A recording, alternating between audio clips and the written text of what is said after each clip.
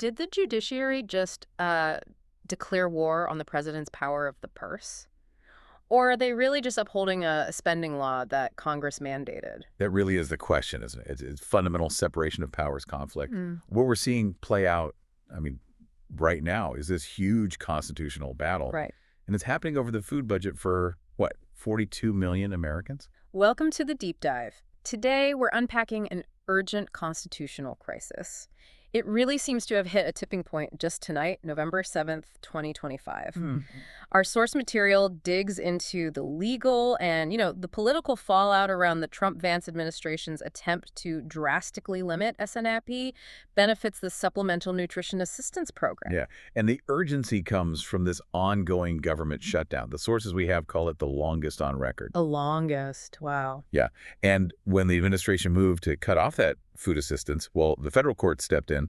They basically demanded the executive branch spend the money immediately. So that's the clash right there.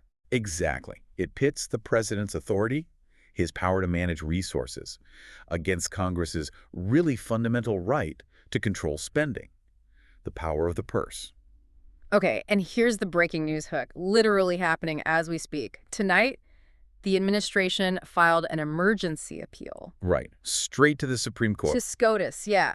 Trying to halt a lower court order that required the full immediate payout of all November SNAP benefits. And this comes right after the First Circuit Court of Appeals basically said, preliminarily, no, we're not going to stop the flow of that food assistance. So the legal battle is escalating very, very quickly. Extremely quickly. And our mission, in this deep dive is to really understand the constitutional stakes here. This goes way beyond just this one crisis, this one program. Right. It's a fight over what they call presidential impoundment power. That's the ability, or maybe the claimed ability, of the executive branch to withhold or allocate funds that Congress has already appropriated. The administration's argument, and you see this from their filings, is that the courts are just radically overstepping their bounds. They're saying, look, during a budget crisis, only the president can responsibly manage these limited federal resources. Okay, let's unpack this a bit more then. This whole crisis kicked off because Congress and the White House couldn't agree on appropriations bills. They essentially, manufactured a government shutdown. Precisely. And when that happens, the executive branch is kind of forced into this difficult role of prioritizing what gets funded and what doesn't. And the scale of the program we're talking about, SNP, it really highlights the stakes. 42 million people rely on it. Huge numbers. And that includes, specific vulnerable groups like 1.7 million children just in Texas alone depend on these benefits. Wow. So the immediate financial demand was massive. To fund the full November SNAP payment, the cost was somewhere between, $8.5 and $9 billion. That's the figure, yeah. A huge chunk of change. And the administration pushed back, saying, hold on, we only have $4.6 billion available in the specific contingency fund meant for these situations. Okay, only about half of what was needed. Right, so based on that number, the administration initially proposed funding only a fraction. First, they suggested at most half. Then they kind of revised that offer up to 65% of the maximum benefit. So from their perspective, the administration's perspective, which, reflects a conservative legal view, this wasn't about being cruel. It was about fiscal discipline, managing scarce resources during a shutdown. That's certainly the argument they put forward. Yeah. That it was responsible resource management dictated by the circumstances of the shutdown. Prudence, essentially. But even that proposal, the partial funding, it instantly created, mass anxiety. You can imagine. The uncertainty was intense. Oh, absolutely. People faced weeks of uncertainty, as one source put it. We see these stories like Jasmine Youngby, a single mom waiting at a food pantry, her account balance showing $0. $0. Yeah. And Tahina Franklin, a caregiver who relies on $290 a month in benefits, her account was down to 9 cents. 9 cents. It's jarring, really, to think the whole constitutional structure, these big arguments, come down to whether a kid gets, vegetables or just canned chicken. It absolutely is. And the administration actually used these financial realities to kind of bolster its constitutional argument. They warned that forcing them to find the entire $9 billion for SNAP would mean diverting money from other critical programs. Which ones? Specifically, they pointed to the child nutrition programs. Ah, okay. And that's a key strategic move, right, to show that the court's interference, as they see it, risks cannibalizing other essential services for children. It paints the courts as forcing impossible choices. Okay, so let's pivot to the legal fight itself. How exactly did the Trump-Vance administration turn this, immediate cash shortage problem into a full-blown constitutional defense of presidential power of Article 2 authority? Well, it became an aggressive challenge to the judiciary very quickly.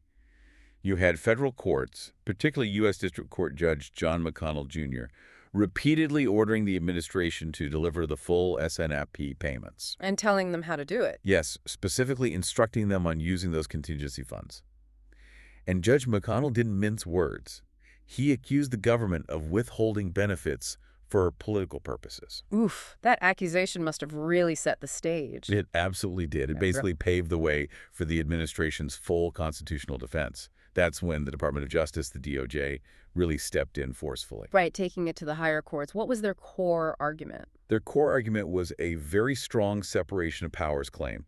They argued the judge's order makes a mockery of the separation of powers. Strong words. Very strong, claiming courts hold neither the power to appropriate nor the power to spend.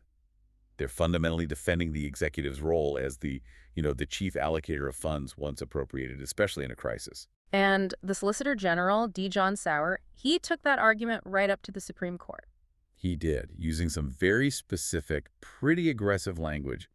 He argued that Judge McConnell acted as if he were declaring a federal bankruptcy. A federal bankruptcy. Yes, and that the judge essentially appointed the court itself as the trustee, charged with deciding how to allocate these limited federal resources. That phrase, federal bankruptcy trustee, that sounds more than just legal jargon. It sounds pointedly aggressive. Oh, it's both aggressive and very strategic.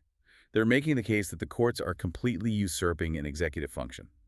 The argument goes, when Congress fails to pass funding bills, the executive branch must take on the role of triage manager. Makes sense from their perspective. And the DOJ's position is that the court, by ordering $9 billion to be spent now, is basically taking over the entire federal checkbook, dictating which programs live and die during a crisis. And this strikes right at the heart of the idea of the executive as the sole manager of discretionary spending, doesn't it? That kind of ties into the unitary executive theory. It absolutely does.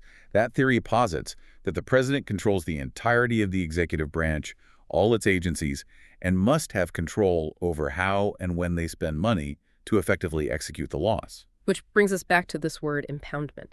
Exactly. Impoundment. The executive withholding funds that Congress has appropriated. And the historical context here is just critical. Nixon. Richard Nixon, yes. The last time a president really used impoundment extensively, and Congress's direct response was swift and clear. They passed the Impoundment Control Act, the ICA, in 1974. Correct. That act was designed specifically as a check on the presidency.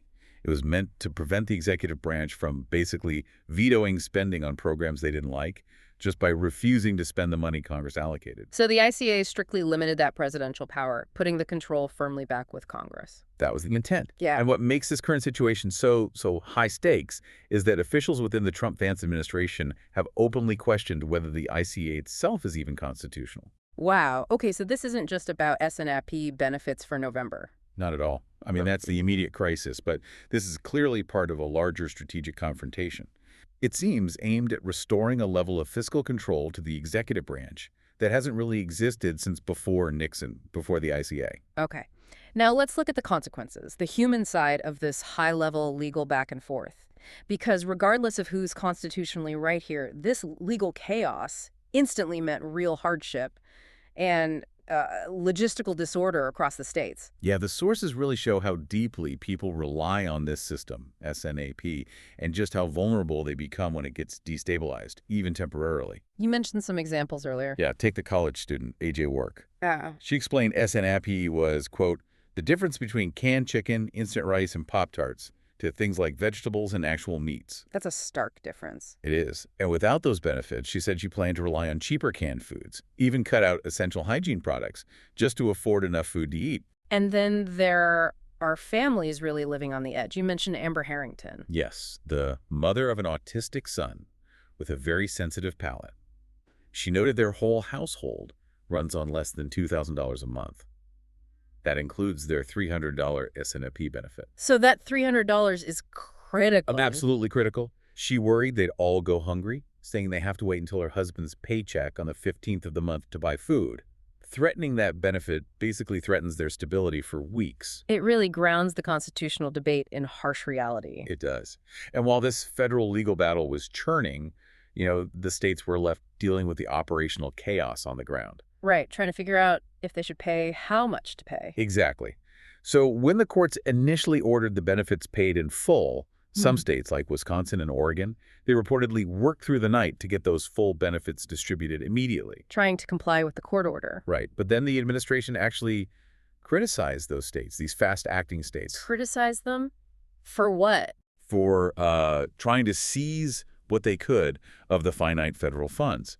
The implication was that they were sort of jumping the queue and potentially destabilizing the available money for other states that maybe move slower.